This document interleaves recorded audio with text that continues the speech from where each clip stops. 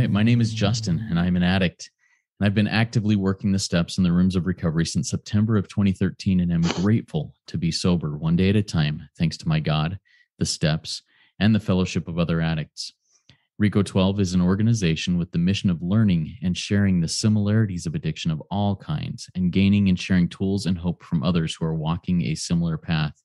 Speakers from our past meetings have represented many fellowships and identify with addictions with such variety as alcoholism, drugs, food, sex, gambling, theft, just to name a few. Each Friday at noon Central Time, we hold a live lunch hour speaker meeting with a recovering addict from anywhere on earth, pertaining to any or no faith tradition and with any background, who shares their experience, strength, and hope on a specified recovery topic of their choice. Now, for the next 12 weeks, we will be focusing on each of the 12 steps of recovery. And our speaker today will share for 20 to 25 minutes on his experience with step one. And then the live audience gets the opportunity to ask questions of him for another 20 to 25 minutes. Donations and podcast ratings and reviews are greatly appreciated, and details on doing that will be in the chat of the live meeting and in the show notes of the podcast. If you are listening and also feel that RICO 12 is of value, please consider rating and reviewing the podcast in Apple Podcasts or wherever you listen. It's a great way to help us get the message out to more addicts who suffer and are seeking tools for recovery. We look forward each week to receiving the light reflected from our speakers. That light inspires hope, meaning, worth, and growth in us, the listening audience. Now, here's a quick disclaimer before we get started. While we hope that these episodes will be helpful to both sponsors and sponsees alike, the next 12 weeks of episodes are not intended to replace the necessity of working with a sponsor through the steps. We will not be working the steps in these meetings. They are meant only to be a supplement and informative references on what the steps mean and why they are important to the individual speaking about them. Once again, we will be covering step one this week, and step one reads, we admitted we were powerless over alcohol, or insert your addiction here, that our lives had become unmanageable. Now, here's a little bit about our guest speaker today, Robert P. Robert first came to recovery through the back doors of Gamblers Anonymous in December of 1985. Trying to overcome his gambling disorder, Robert quickly learned that he had more than a gambling problem. As his life would begin to deteriorate around him, Robert finally went into treatment on February 9th of 1986 in Las Vegas, Nevada. When Robert arrived, he was addicted to alcohol, drugs, pornography, gambling, compulsive overeating, and bulimia. Robert would stay sober for 71 days, and then his lack of honesty resulted in a relapse. Robert returned to Alcoholics Anonymous April 25th of 1986 and has been clean and sober ever since. Robert runs a website called recoveryguy.org and is on most all social media channels. Robert publishes a blog every Thursday and a fresh podcast every Tuesday. Robert is committed to the 12 steps of recovery, a loving God, an active sponsor relationship, and serving others. Robert believes that if you are willing to work a program that works, you can get well. Robert will celebrate 36 years of personal recovery this April, and his mission in life is to stay sober and help raise a new generation of recovered people. Take it away, Robert. The floor is yours. Hey, thank you so much, Justin. I really appreciate you and your mission. I don't know if I shared it with you before, but usually twice a month when I get opportunity, I go to an open addictions meeting just north of Salt Lake City in Bountiful. And there you could be adult child of alcoholic, Al-Anon, a member of SA, EA, OA. There's no opening. We have open readings, and it's a very open format. And so I, as a person who predominantly does AA recovery and 12-step recovery with a leaning toward drinking, I think what you do in bringing speakers from all recovery windows so valuable, and I want to encourage your listeners to not only listen every Friday, but go back through your library of the different speakers and the different topics, because I think there was a lot that could be killing us when we were out there, and I always remind people that I did come through Gamblers Anonymous, that I knew that there was something wrong, because you can't have the failures in life that someone like me has without something being wrong. But we're so sick. We hold on to the thing that's killing us most. We're willing to admit so many things, but whatever you do, don't touch the thing that gives me breath. You know, don't touch the thing that tells me I don't have to go kill myself. Because for so many of us, death is the next step. You know, because the pain of losing your family because of our addiction, of losing countless jobs, of family members who have, what do they call it? They know what you're calling caller recognition. They know it's you, and so they don't even answer. They shut off their voicemail because they don't even want to hear what we have to say. And this has not just happened once. For many of us, this happens over and over again. And our bottoms get deeper and more challenging and more despairing, that it amazes me that in spite of all of that, Justin, I was so reluctant to say I was powerless and my life had become unmanageable. With all the evidence that there was, I just couldn't do that because it's not that I wanted to die. I just didn't know how to live. And again, if you asked me to stop breathing, I wouldn't consider it. But when pornography, when a blackjack table, when 3 large pizzas from Boston Pizza or a quart of gin or a gram of cocaine, when that's your breath and someone's asking you not to breathe, you can't do it. And I never meant to harm my wives, right? I had 2 before Laura. I never meant to walk out on my daughters. I never meant to do the bad things. And I had to understand that I wasn't a bad person trying to get better. I was very sick, Justin, and I needed to get well.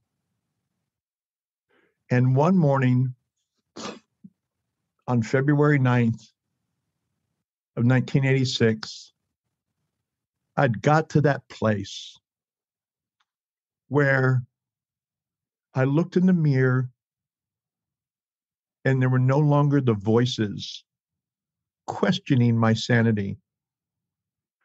As I would tell people, I heard voices, some were real and some were imagined. I'm not sure which were which at this time.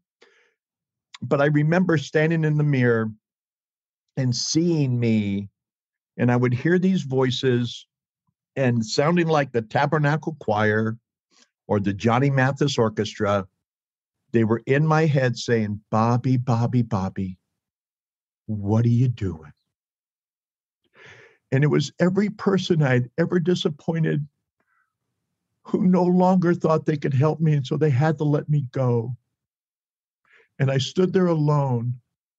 And Justin, for the first time in my life, I saw myself as dead.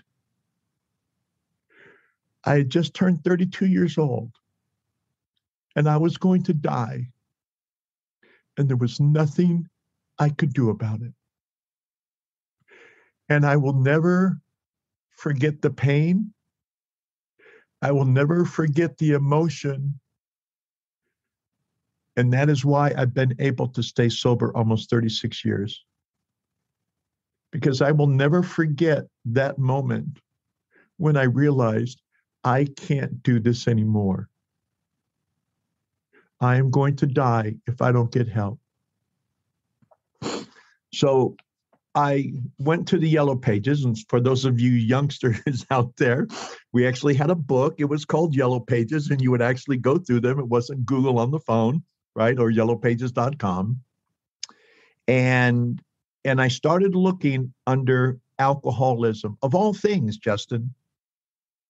because I would have never admitted I was alcoholic, because my thing is, once you admit you are something, now you're responsible to not be that thing. I was intellectual enough to know that. And the credo of every addict, regardless, you know, obviously I had a food addiction. I wasn't going to let you find the extra gallon of Haagen-Dazs. I was going to hide that, you know, just like I was going to hide my methamphetamine, just like I was going to hide my porn collection from you, or not let you know that I was really going to the strip club in Las Vegas, Larry's Villa, or wherever, instead of going to the market or to that meeting where I said I was going. We're always hiding. We're never admitting. And so, but that particular morning, I looked under alcoholism. And interestingly enough, I grew up in downtown LA, like downtown LA, where the original Angels Flight was, on Bunker Hill, 3rd and Hill, as downtown as LA as you can get, just 4 blocks from Skid Row. And so, and my dad worked very closely there over on 7th and Alameda. If you're anyone out there familiar with LA, it's the shipping yard, the rail yard, the trucks go in and out. And so I knew what an alcoholic looked like. They were disheveled. They were most often homeless. They had unkept hair. They usually didn't bathe, and they drank cheap wine, right? So I didn't fit any of those, although eventually I would, right? Those are one of my yets in life. And so for me to look under alcoholism, it was divine intervention before I even knew what divine intervention was. And so I looked in the yellow pages under alcoholism, and I just started dialing the phone. And I would call center after center after center. And finally, a counselor at the Nevada Treatment Center said, look, if you can show up here with $50 and you can be here in an hour, we will talk to you. And so I called my dad, who was sober by this time. My dad had been sober 7 years by this time. And I called up my dad and I said, Dad, I need your help. And of course, his first reaction was no. But then I said, Dad, I can go into treatment today. They'll talk to me if I can get there in an hour. I didn't have a car anymore. I didn't have a driver's license.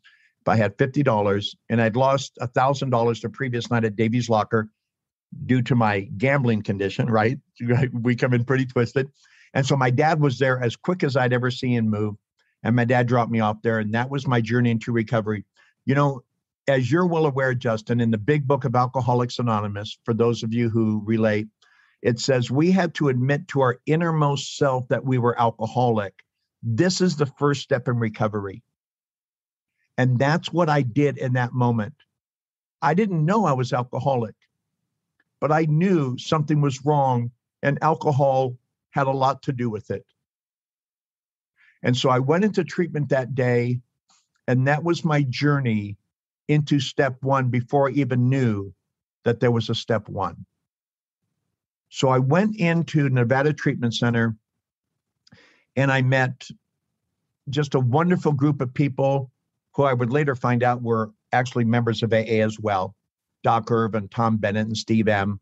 And they introduced me to a way of living that I never realized possible. They began to share their story with me. And it was so relatable. I understood that it wasn't me, it was what I was doing. And it wasn't, again, that I was bad. I just had unresolved pain that I needed to be medicated against. So I stayed in that treatment center for 7 days, and they introduced me to AA and started going to meetings over at the Turning Point in Las Vegas, Nevada. And I began to understand, and I believed in AA so much that they offered me 90 days of residential treatment. And I thought, you're going to want something from me I don't think I can give. So I thought I would try the easier, softer way, which I thought at the time was AA.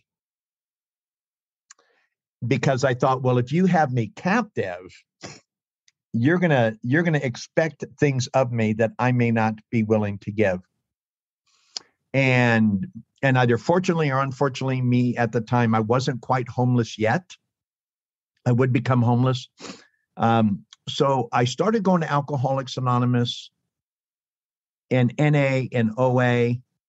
And again, I had gone to GA originally. I wouldn't realize my sexual addiction until I was about a year sober, until all the rest of the cloud began to settle, the dust began to settle, and I realized the sexual addiction that I had and my addiction to pornography and how it was replacing actual relationships, where I didn't have to be a hostage or take a hostage.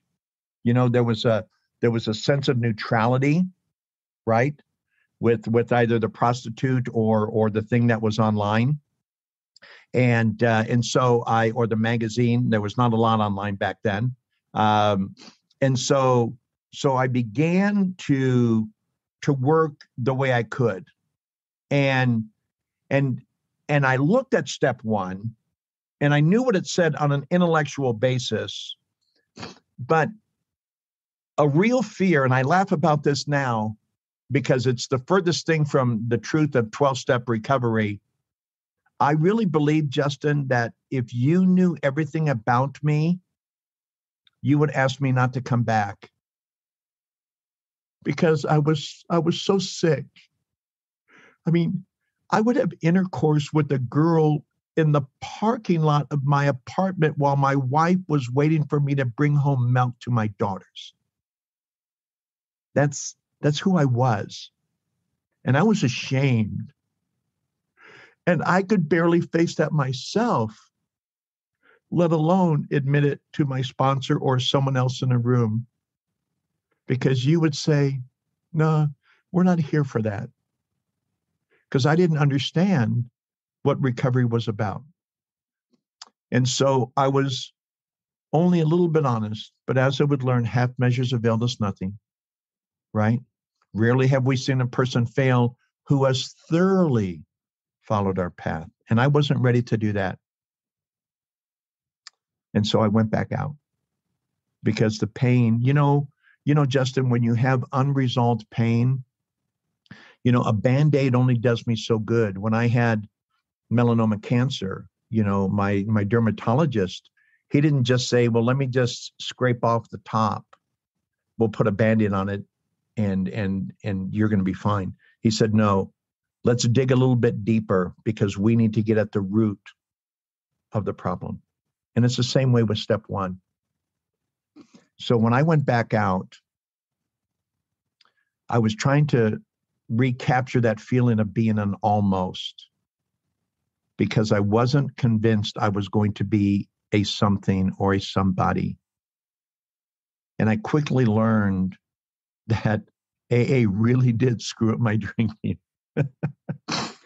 It had shown me enough truth that even though it was elusive, I thought maybe I could reach it. Because I heard enough stories from the men and women, Justin, that I thought, you sound a lot like how I was, and so much like who I want to be. So when I came back on April 25th, 1986, and I coincidentally ran into my sponsor 2 hours after the late lunch bunch meeting was over. And when again, God was doing for me what I could not do for myself. Had I known Max was there, I would have avoided him. But I thought I could slip in the back door. And there he was waiting for me. And that was my journey to true recovery. Because then, Justin, I was willing to admit to my innermost self that I was alcoholic. Not only that, I was powerless over alcohol, and my life had become unmanageable. My life, not a part of my life. It says in the 12 and 12, and I'll read here, it says, who cares to admit defeat. Practically no one, of course. Every natural instinct cries out against the idea of personal powerlessness. And that's where I had to get to.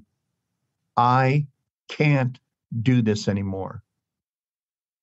And it says that further down on page 21 of the 12 and 12, it says that unless he first accepted his devastating weakness and all its consequences, until he so humbles himself, his sobriety, if any, will be precarious.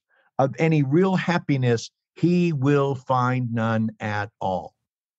And I knew that, Justin, because I had relapsed thinking that truth did not hold for me. But truth is a funny thing. Truth is universal. We see that in the universe. We can't escape the law of gravity.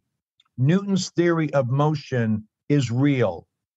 The light and dark, how dark can't be in light because it doesn't perceive it. I don't have to ask darkness to leave. I just have to turn on the light.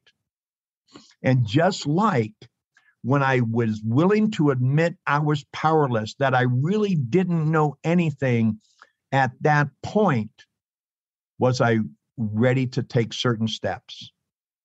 But it was only until I said, I admit I am powerless over alcohol and all the other things that went with it. I was powerless. I could not go and place a bet without losing a check. I could not go to the strip club without picking up on someone or showing up 2 days later. You know, I couldn't start eating a gallon of ice cream without eating the whole thing, and the drugs and the alcohol, because I tell people oftentimes my middle name is Moore, right? You've heard me say that.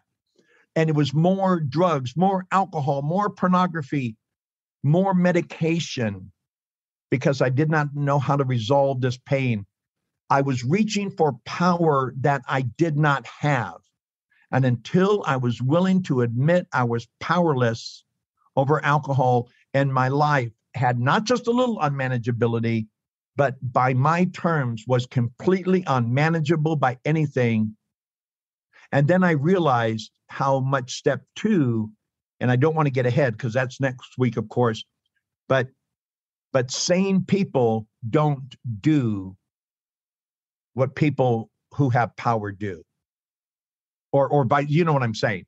You know, only insanity would promote a person who had no power to think that they have power. And once I said I didn't know, once I said I can't, then everything else opened up to me. Then and only then. Without this first step, and I will tell anyone, and this comes with great authority, Justin, 6 people, there's others, but 6 people, including myself.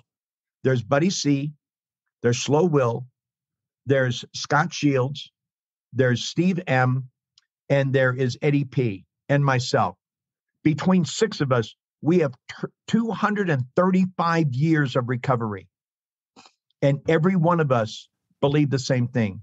Every person who was instrumental, who died in their sobriety, believed that step 1 was the foundation, was the ingredient, because until I do step 1, Justin, why would I do the rest of the steps? As long as I think I have power, as long as I think I can manage, it says I have to cease fighting everything and everyone on page 417 of the big book. And at last, acceptance seemed to be the answer to all my problems. I had to accept that I was really sick. It was only then that I would say, would you please help me? You know, Winston Churchill in 1952, Prime Minister of England, said, everyone wants to learn, but no one wants to be taught. I found that I needed to be taught because I can't do this anymore. And it was only by me saying I can't that you came alongside me and said, Robert, we can. And I believe that if you don't do step 1, you'll relapse. Period. And if anyone wants to dispute me, I'll give you my email. You can find me. We can have that conversation. But until I was ready to admit I was powerless over alcohol, pornography, drugs, you name it, and my life was unmanageable, I stood no chance. Because I would always, like a programmer who writes code, they have a back door, right?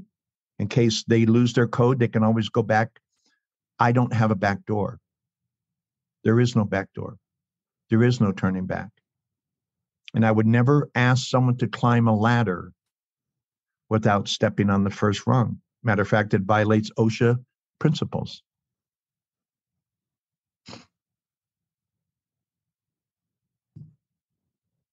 Very good, Robert. I so appreciate your share.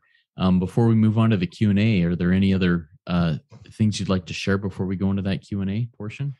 You know, I believe in accountability, and that's a lot what step one does.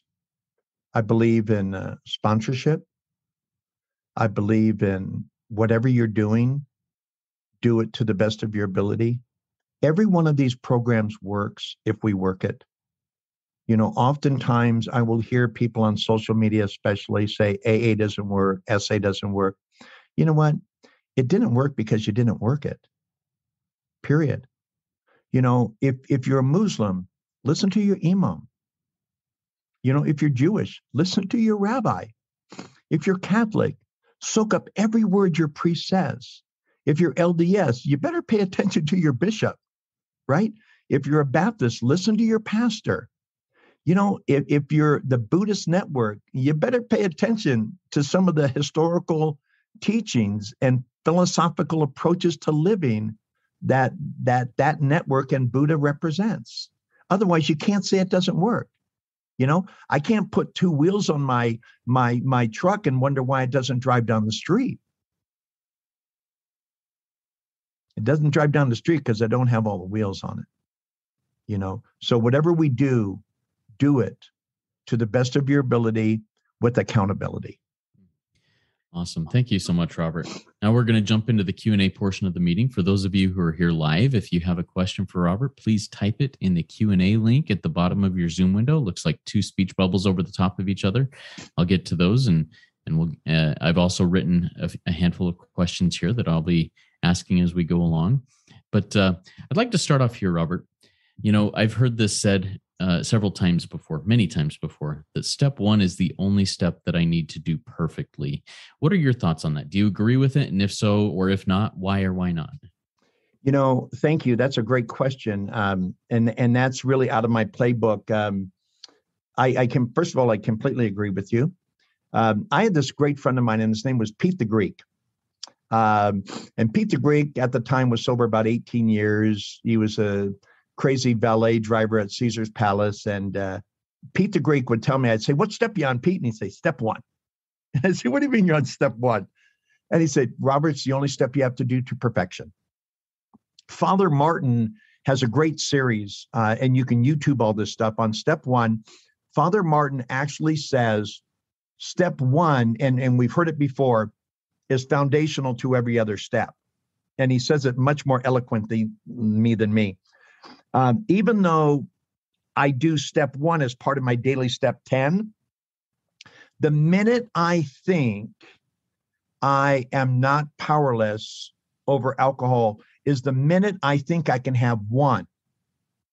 And since I have a mental obsession coupled with a physical allergy, the physical allergy is stamped in my DNA that tells me I can never drink, never use safely again the rest of my life. Not even at my own wake, right? And the mental obsession tells me, oh, you can have one. There is no such thing as one. It does not exist. And that is what is understood in step one. You know, and I love the chapter more about alcoholism. There's, I think, 17 or 18 things there that I check off box. Every time I hear that in a meeting, Justin, I check, yep. Swearing off forever with or without a solemn oath, going to sanitariums, going to healthcare farms, switching from scotch to brandy, agreeing to quit if ever lost in the job, all those things, all the things it says. And I think, I've done that. I've already checked those. Whether or not I have another drink in me, I do. And that is why I stay active in my recovery. Why every day I do steps 10, 11, 12. I just don't know. I don't know if I have another recovery in me. So why challenge that? So absolutely, I will be powerless over alcohol and my life will become unmanageable for the rest of my life. And I couldn't be happier. Awesome. Thank you so much for going through that with us, Robert. Early in your share, you talked about hiding. You talked about hiding versus admitting. I'm going to hide all of these things that I'm addicted to. If you wouldn't mind digging a little deeper there, give some like real world examples of what you see yourself or maybe others hiding, and even from themselves, even from yourself in that process. What I would most try to hide was the loneliness and just the feeling of not measuring up. How, because the pornography, the alcohol, the food, they were a way to medicate. They were never the problem. They were just a way for me to keep from blowing my brains out. But how do you tell your wife you want to sit down and have marriage therapy? Oh, by the way, I sleep with other women. So you begin making excuses because that's too embarrassing. That's breaking the covenant that you sworn before your wife and God and the person overseeing the service. You can't admit to losing a paycheck to, Binion's Casino when your rent was due tomorrow. You hide and you say you got jumped. So because there's a degree of embarrassment because we're not taking responsibility as a man, as a woman, and that is very shameful. So we do things like we rationalize, we minimize, and we deny are in the corner of every addict. Rationalization, minimization, and when necessary, deny it. Yeah, thank you. Hiding the loneliness. Thank you for sharing that. When I thought of that, I thought, well, I hide the fact that I'm unfaithful to my wife. I hide the fact that I'm drinking. I hide the fact that I'm this, that, and the other. But the loneliness is really what I'm hiding in those public settings. I get out there and I put on that mask and pretend that everything's okay, but it's not. And thank you for going through that. I appreciate that. And really to add that, and I appreciate you jumping on there now real quick to the degree that how lonely we were.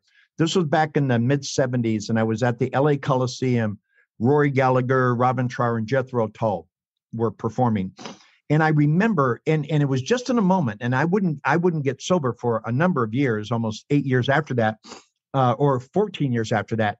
And I remember looking at the cloud now I was drunk. I was probably high on mescaline, and I know I smoked a lot of dope. So I was out of my mind. But I remember looking at the crowd. There was approximately 100,000 people there. And it struck me, how could I be around these many people and yet be so alone? And I remember that moment, that instant. And then, of course, it went by me, right? And then I continued to enjoy the concert. But in that millisecond, I remember being with 100,000 people, but still being lonely. Yeah, that's a great and crazy example of that. You're surrounded by 100,000 people and yet feeling alone. And so many of us, myself included, in active addiction, I could be in a room full of people and feel absolutely lonely. Yes. Very good. So a couple of minutes ago, you referenced, hey, going into marriage counseling and not telling my wife or just dropping it. Hey, I sleep with other women. how does step one apply to the spouse of or the family of addicts? So often we think, oh, what I'm doing is only hurting myself, or often other times maybe a spouse says, that's your problem, it's not mine, you have to deal with that. How is step one applicable to the spouse or the loved ones of the addict? Well, that's where understanding the unmanageability of our life comes into play. And I don't want to get too far ahead, because you have to be very careful in the beginning not to blow everything up. I think a lot of times it's kind of like, having a racehorse that you need to teach it how to respect the reins. In skiing, it says don't get too far over your skis, right? Same thing there. And so I think we have to be careful in saying, confessing certain things before. And I think those types of things, confessions toward others and sharing in that marriage counseling thing, I think those things in the beginning are left for a priest or some type of clergy or a sponsor, where it's safe and you can process it and understand the damage that it will do in the beginning. Because if I get too far ahead of myself and admitting my powerlessness over my addiction and the unmanageability of my life, and all of a sudden I start trying to make amends to people, that's going to be an emotional response to a deeper problem. Let's process it first, because I believe in total honesty. However, I believe, I again, don't want to jump ahead. Step 9 actually says, became willing to make direct amends to such people if to do so would not injure them or others. So we have to be very careful in injuring other people. And the last thing we want to be is that person who says, hey, I'm fine, everyone else should be fine. Hey, I haven't drank in 5 days, can I come to your barbecue? Right? It doesn't work that way. We have to learn our way back. Yeah, I appreciate that. My sponsor once told me, you've been going into this forest for 30 years. You can't expect, and dragging your wife along for, 15 to 20 years of it. Yes. You can't expect to get back out of the forest and have everything clear in a week or a month or even a year or longer. It's going to take a long time to get back out of the forest and have clear skies again. Yeah. Yeah. When it comes to damage that I did, I'm still, with my oldest daughter, I'm still doing some damage control. We get along great. We get along better than ever, but it's not where either of us want to ultimately be. So we continue to work on that. Perfect. Thank you. All right. We have a question from an anonymous attendee here in our live audience. They ask, what is your daily spiritual practice or 12-step routine? Oh, wow. That is, I'm so glad that you believe I have one. That's important. I believe to stay recovered, you must stay in recovery. If you want to keep what you have, you keep doing what you did to get it. And so daily, I do a 10-step where I continue to take personal inventory, and when I'm wrong, promptly admit it. Step 10 is really interesting because step 10 exposes my need for a higher power, because I can't do this alone. And that's where step 11 comes in, where I sought through prayer and meditation to improve that conscious contact with God as we understood God, praying only for the knowledge of his will for us and the power to carry that out. So step 10 tells me I need help. Step 11 is my help and my source of power. And then step 12 gives me my daily direction. Where having had a spiritual awakening as a result of these steps, we try to carry this message to other addicts and to practice these principles in all our affairs. So I recognize I need help, I get help, and I go give help. And that is my daily routine. One of the great things about step 10 is that I take it throughout my day. So when I'm wrong, I promptly admit it. Yeah. So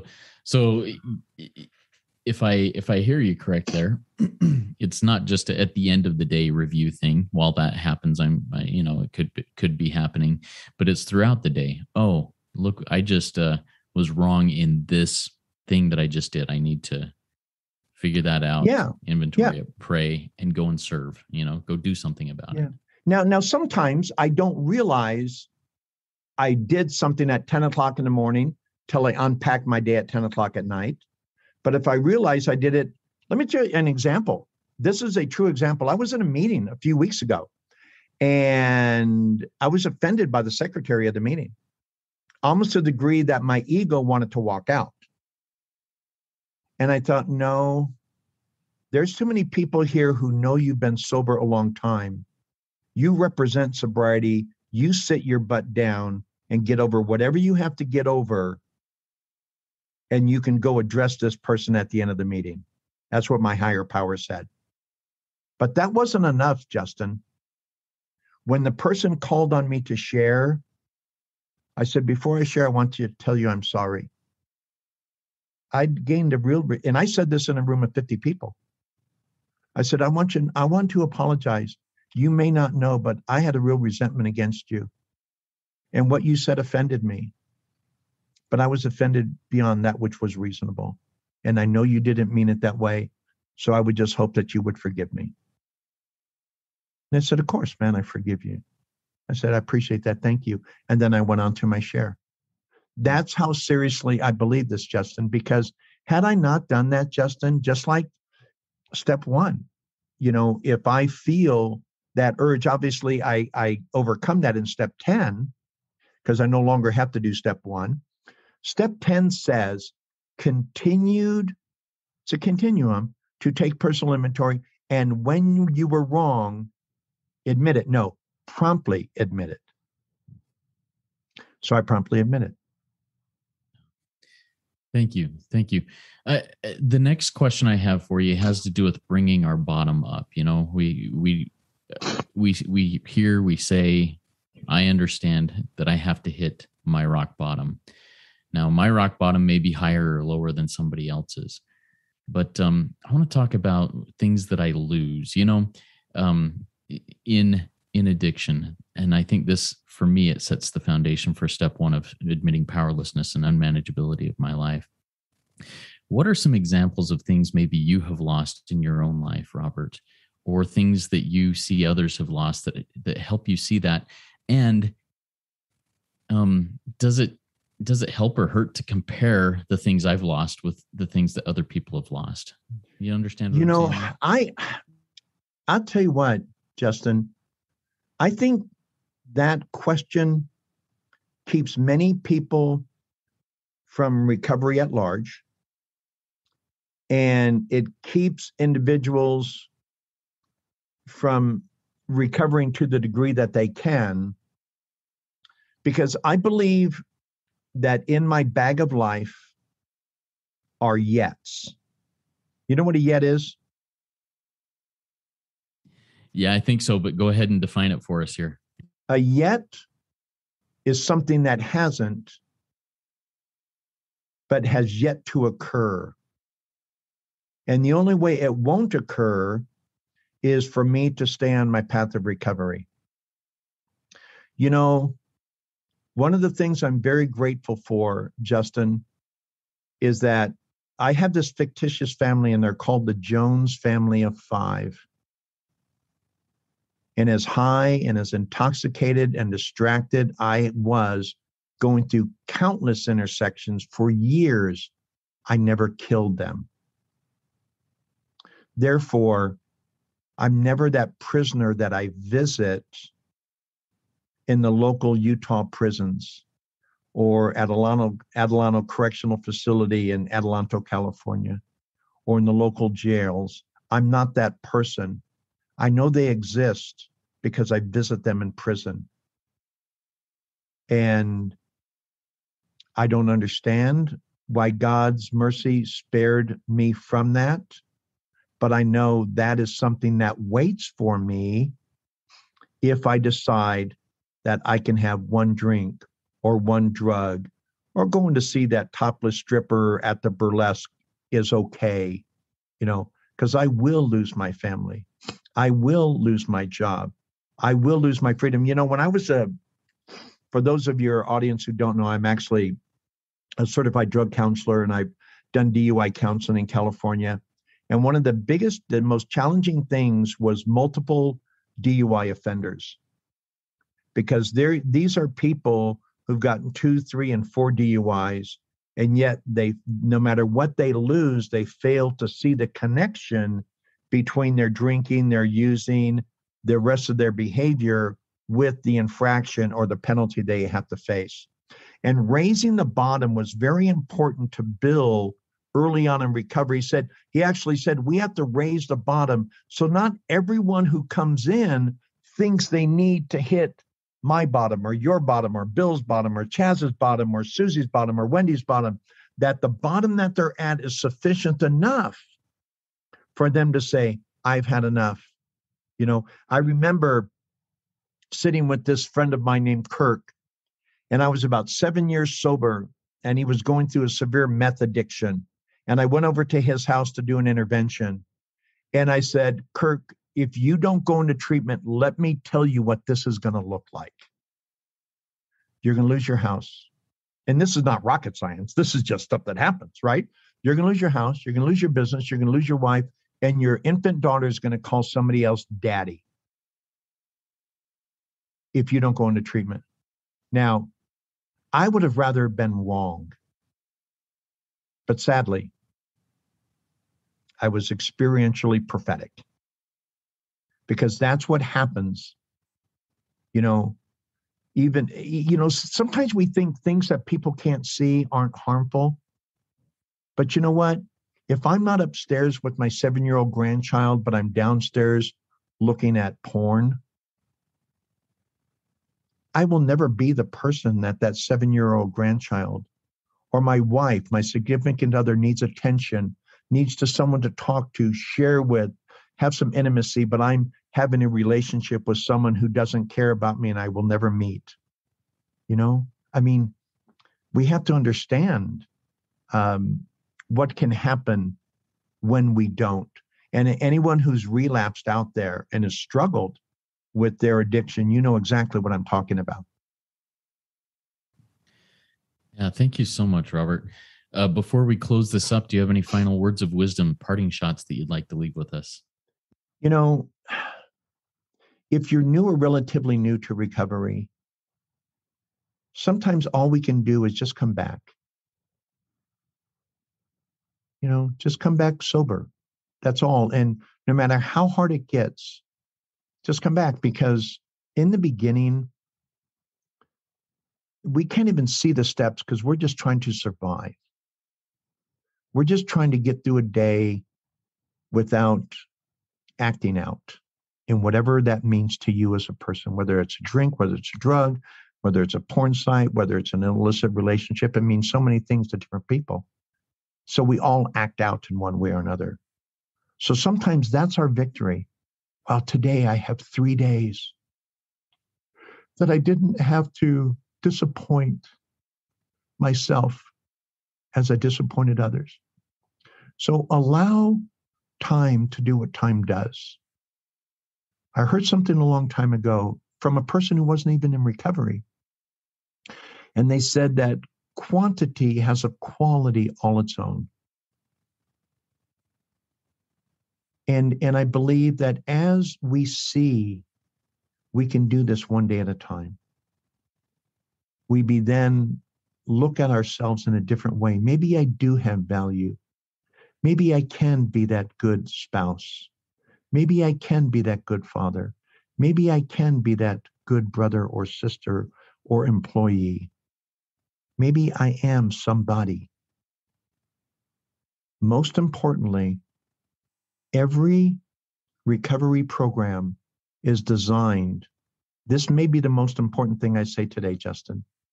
Every program, regardless of where you're coming from, every program of recovery is about developing a relationship with a power greater than yourself. It's not to teach you how not to use, how not to gamble, how not to act out, how to eat, not how to throw up. It is to teach us how to have a relationship with a power greater than ourselves.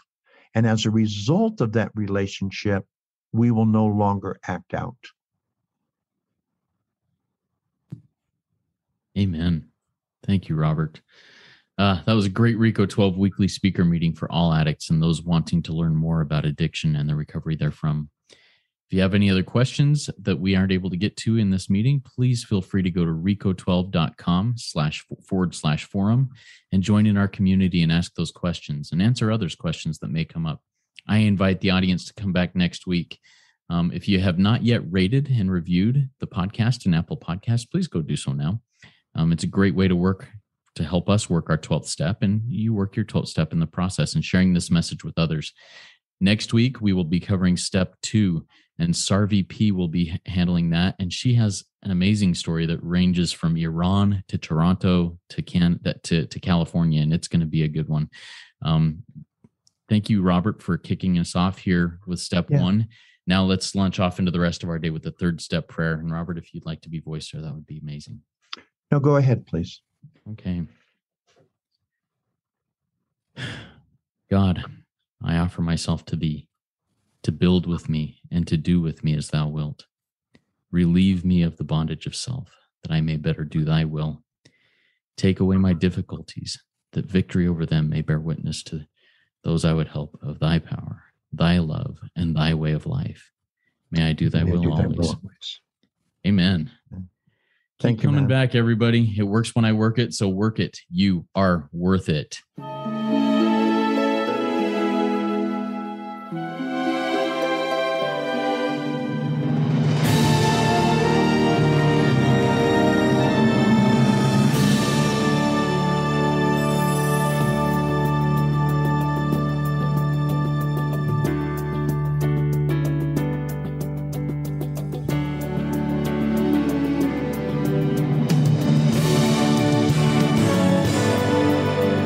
Standing still a moment, carving out this time, reflecting on the landscape of this life of mine. Peaks too high to conquer, streams too wide to cross, troughs too deep to walk through without incurring loss. Yet here I am, still standing tall, despite the rough terrain. One like me survived the storms and walked through wind and rain.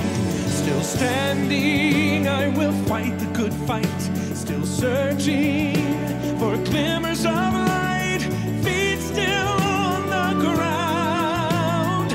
I can still be found, standing still.